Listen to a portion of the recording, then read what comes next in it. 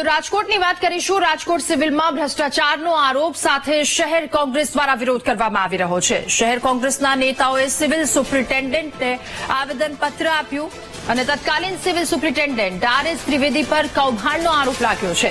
વિશ્વાસ એજન્સીની સાથે મળી 3.50 કરોડનું કૌભાંડ કર્યું હોવાનો દાવો કરવામાં આવ્યો। તો રાજકોટ સિવિલમાં 2019-20માં ફાયર સેફટીનો કોન્ટ્રાક્ટ અપાયો હતો। રાજકોટ સિવિલ હોસ્પિટલની અંદર 2019-20 ની અંદર ફાયર સેફટી મેન્ટેનન્સનો એક કોન્ટ્રાક્ટ આપવામાં આવેલો હતો। એ કોન્ટ્રાક્ટની અવધિ 1 વર્ષની હતી।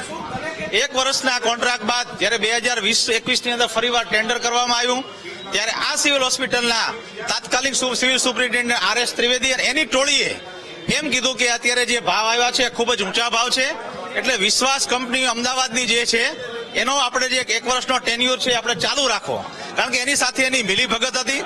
ત્યારબાદ એ કોન્ટ્રાક્ટ ચાલુ રાખવામાં આવ્યો।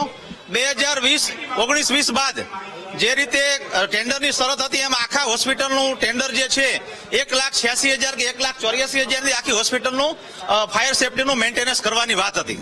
ત્યારબાદ આ આર.એસ. ત્રિવેદી એની ટોળી એટલે કે આરએમઓ, વહીવટી અધિકારી અને કંપનીને સાથે મળી અને સિવિલ હોસ્પિટલના જે દરેક વિંગ છે એના વિંગના અલગ અલગ ભાગ કર્યા, એનું ટેન્ડરનું અર્થઘટન ખોટી રીતે કર્યું અને 3.5 કરોડ રૂપિયા 2019 થી લઈને 2024 સુધી આ પ્રજાની તિજોરીમાંથી ખંખેરી લીધા। અમે જે પ્રશ્ન પૂછ્યો છે આરટીઆઈમાં અમારા કાર્યકર કલ્પેશ કુંડલિયા દ્વારા, એમાં જણાવવામાં આવ્યું છે કે અમે 3.5 વર્ષની અંદર આ મેન્ટેનન્સની અંદર એક પણ પ્રકારની ખરીદી કરેલી નથી, એક પણ પ્રકારની સાધન સામગ્રીનું બિલ મૂકવામાં આવ્યું નથી, એક પણ પ્રકારનું પ્રમાણપત્ર રજૂ કરવામાં નથી આવ્યું, છતાં 3.5 કરોડ રૂપિયા વિશ્વાસ કંપનીઓ અમદાવાદને ચૂકવવામાં આવ્યા છે।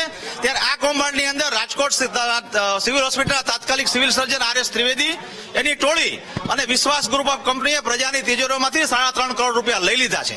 ત્યારે રાજ્યના આરોગ્ય મંત્રીને અમે પૂછવા માંગીએ છીએ કે છાસ સવારે તમે રાજકોટ આવો છો, રાજકોટના બટકબોલા ભાજપના નેતાઓ વારંવાર ફોટો સેશનના કાર્યક્રમો કરે છે, રાજકોટના ધારાસભ્યો, રાજકોટના સંસદ સભ્યશ્રી હોય વારંવાર સિવિલ હોસ્પિટલ આવીને ફોટો સેશન કરતા હોય છે, પરંતુ આ 3.5 કરોડ રૂપિયા પ્રજાની તિજોરીમાંથી વયા ગયા એ રાજકોટના ચૂંટાયેલા પ્રતિનિધિને ખબર નથી કે ભારતીય જનતા પાર્ટીના કમલમ કાર્યાલયની અંદર અહીંથી આ ફંડ દેવામાં આવ્યું છે।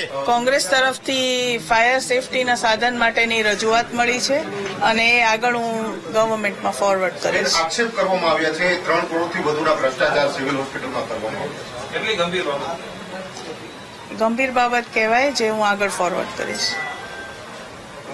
ખાસ બે તપાસ કરવામાં આવશે હોસ્પિટલ તંત્ર દ્વારા, અહીંયાથી વિજિલન્સ તપાસની જે માંગણી કરી છે કોંગ્રેસે, જે વડી કચેરી આદેશ કરશે એ પ્રમાણે કરવામાં આવશે।